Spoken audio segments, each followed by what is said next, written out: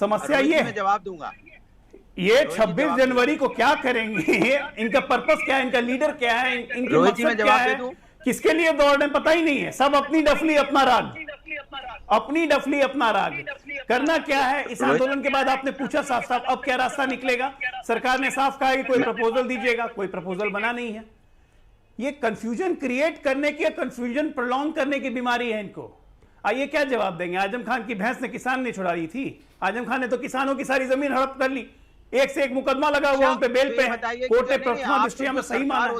ठीक, अजय जी जवाब दे रहे हैं, वो आपकी बात किसान की करना है, वो आपकी बात का जवाब दे रहे हैं, आजम खान वाली बात का बताइए भदौरिया जी। ये इन्होंने कहा आजम खान साहब कहाँ के किसान हैं?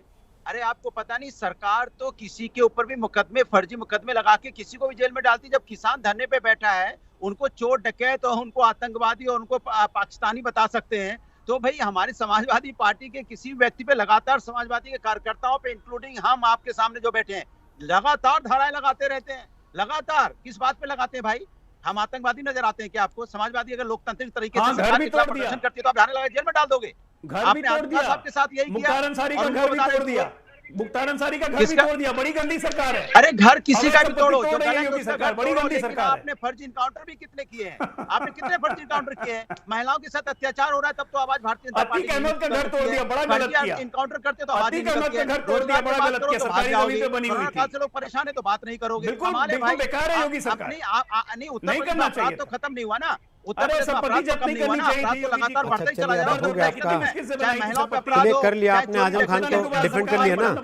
ठीक, भदौरिया जी आजम खान वाली बात आपको चुप गई थी, आपने जवाब दे दिया ना उसका। अब जरा मैं गौरव भाटिया को ले आऊं, क्योंकि आप लोग भाई आप लोग अभी तो क्या है ना, अरे सुन लीजिए भदौरिया जी, आप तो ना आंदोलन में बैठे हैं, ना आपका इससे कोई लेना देना है। आप केवल बहती गंगा में हाथ धोना चाहते हैं। फैसला करना या तो किसानों को या सरकार को। अभी सिरसा जी से पूछा आगे क्या करेंगे, अब सरकार के प्रवक्ता से भी पूछ लेने दीजिए आगे क्या करेंगे। गौरव भाटिया, हम समाजवादी लोग किसानों के साथ हैं। खेत में बैठ के लाइव कर रहा हूं, देख लो मेरे पीछे। अरे सर, खेत में बैठ के लाइव करने से अगर किसानों के साथ हो जाता ना आदमी, तो सर ये व्हाट्सएप पे डीपी बदलने से, ट्विटर पे डीपी बदलने से आजादी मिल गई होती इस देश को ना। फिर तो होली थी आजादी की लड़ाई। नहीं, ऐसा साथ तो सर बहुत लोग देना चाहेंगे कि फार्म हाउस में बैठ जाएं और कहें कि मैं खेत में बैठ के साथ दे रहा हूं किसान को। बहुत बढ़िया सर, छुट्टी का दिन मनाइए फार्म हाउस में। मैं गौरव भाटिया से पूछ रहा हूं जरा, कल नरेंद्र सिंह तोमर से हमने सीधे बात की, गौरव भाटिया कृषि मंत्री से, उन्होंने दो बड़ी चीजें कही।